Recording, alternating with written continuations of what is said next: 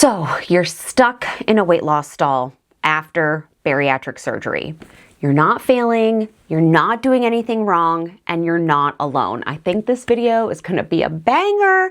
I'm quite proud of it. Today we are delving into the real reason that stalls happen. They're not what you think, and the 3-step cycle that I teach my clients and my students for how to break it faster and how to deal with it emotionally while it's happening. Now this applies whether you've had VSG, RNY, a duodenal switch, or potentially are on a GLP-1 and are experiencing a weight loss stall or a weight loss plateau, because yes, that happens. This video goes out to all my girlies who are post-op, who have been post-op for years and feel stuck. Hello, love, and welcome back to Bari Coaching. I am Chelsea, your bariatric big sister mindset coach and a former VSG patient myself. We are going to get into one of the most panicked questions that I commonly see.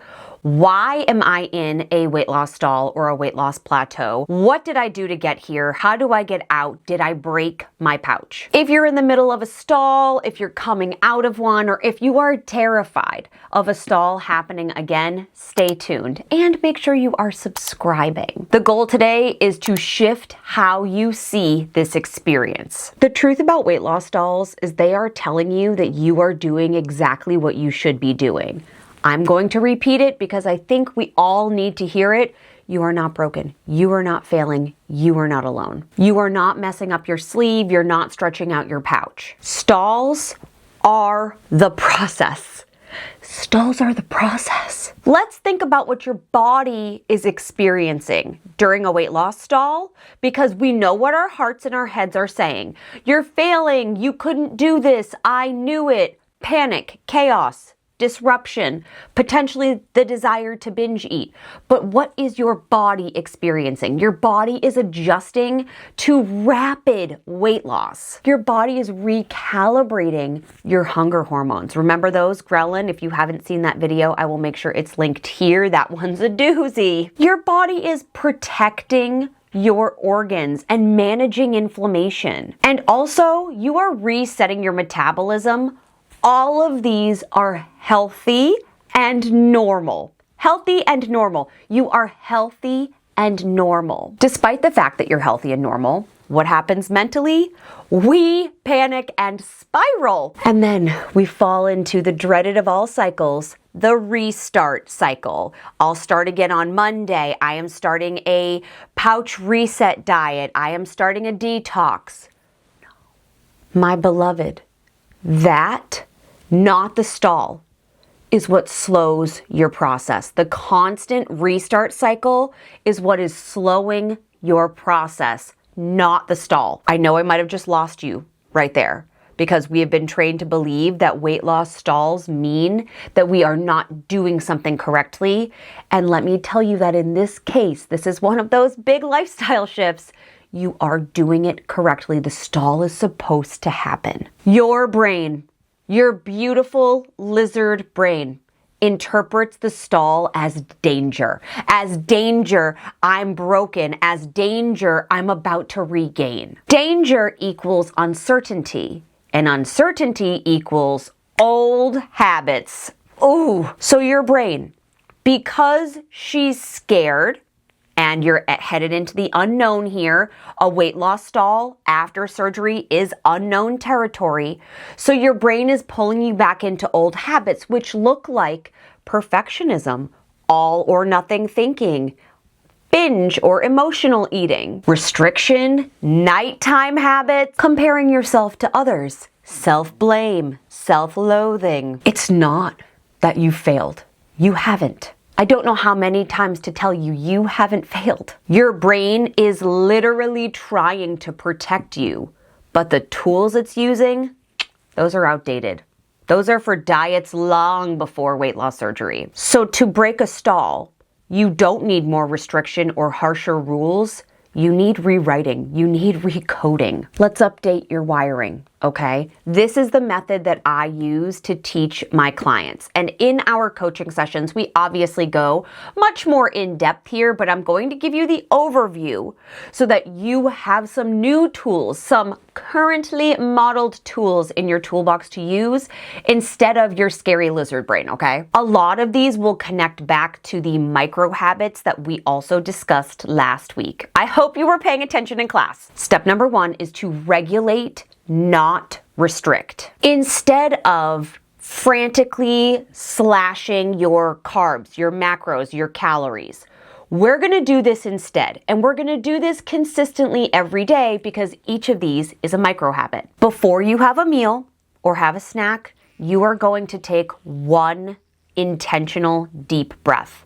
One deep breath. That's not even 60 seconds of a task.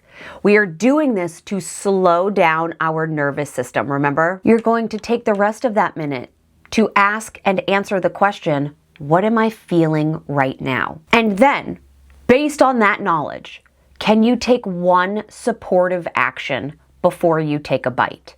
Could it be an affirmation, a hand on the heart, the journal of this is what I'm doing and I know it's correct? This is going to improve your nervous system, reduce your cortisol, which allows you to digest more easily. Yes, did you know that your stress levels and your digestion, your gut health are linked? And overall, this is going to increase your clarity about the relationship that you have and are building with eating and food. You cannot make aligned choices from panic.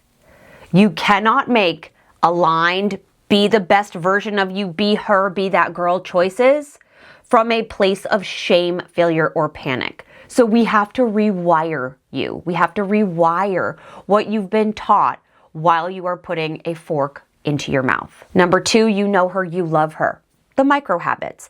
Massive routines, massive overhaul is not it because it's not sustainable. When you're in a stall, your energy levels are depleted anyway because of your body's recalibration. So a massive reset is just not it. You don't have the energy to give to a massive reset at this time. So let's give you a micro routine that will give you some momentum instead of burnout. 2 minutes of drinking water.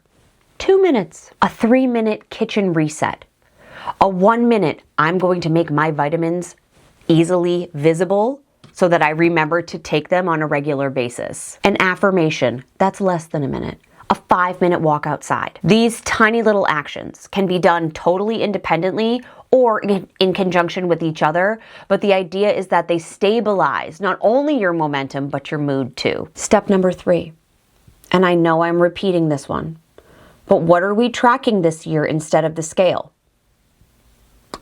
Non-scale victories, correct. When the scale pauses, we need to look at the real data, what your life is telling you. Are your clothes fitting differently? Have you worked your way out of all the previous sizes that you owned? Are you moving more easily? Are your routines improving? The fact that you are establishing routines, even at the micro level, hello girl, you're growing. Are you feeling calmer most days? Maybe not the days that you're in a stall, but most days. Your body is building internal progress before the scale catches up. What doesn't work?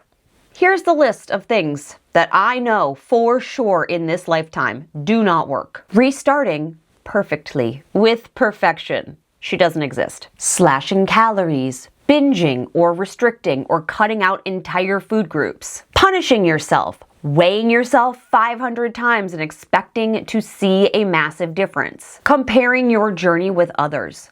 Everyone's weight loss surgery is wildly different. It's why your surgeon won't give you a goal number. Assuming something is wrong, right? The default thinking that something is wrong. Stalls are a pause. They're not a problem. They're just a pause. After I had weight loss surgery and done some research on my own, I didn't have a coach, I didn't have a support group. I knew that stalls were supposed to be a part of the system, but I of course thought, well, they won't happen to me. I'm the exception. I won't experience a stall, which caused me to spiral so hard the first time I hit one. I was about 8 weeks in. I had a minor one at week 3 when I was transitioning to food groups, and I knew logically that that would happen, but I had my first big, this is lasting a few weeks stall around week 8.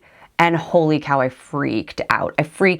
I thought it meant that I failed, that I had broken my pouch, that I needed to go on a reset diet. I was comparing my journey to other bariatric content creators on social media, which is why we talk about the social audit in Mindset Mastery. I felt like everyone else was passing by me and I was stuck.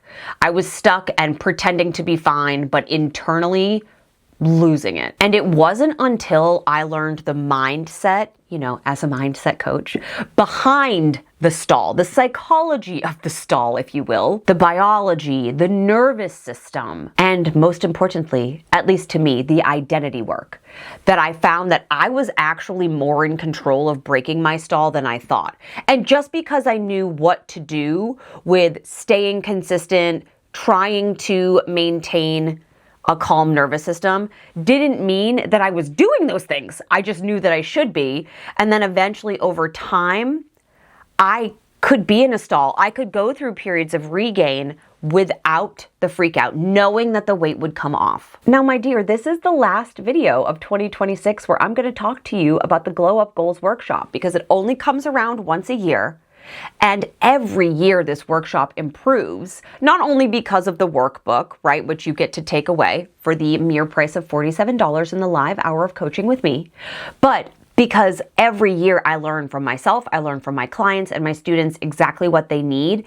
And we are going to leverage how to get to becoming the version of ourselves that we want to be faster and with so much more clarity within this hour. You are going to leave this hour with a toolbox of how to handle setbacks or a pause, like a stall, because we're all going to experience a stall this year. I want you to have a plan that's realistic, that's gentle, that's structured and aligned with how you operate both body and mind post-op. If you haven't yet saved your seat, the link is in the description box. I've also been talking all about the Glow Up Goals workshop on my social media, both Instagram and TikTok. So if you want to know more, leave a comment, message me, email me, hit me up on social media. I reply to every single comment all myself, meaning it's going to come from me. It's not going to come from a robot or a virtual assistant. If you want support, breaking the restart cycle, the one that's holding you back, and creating some momentum,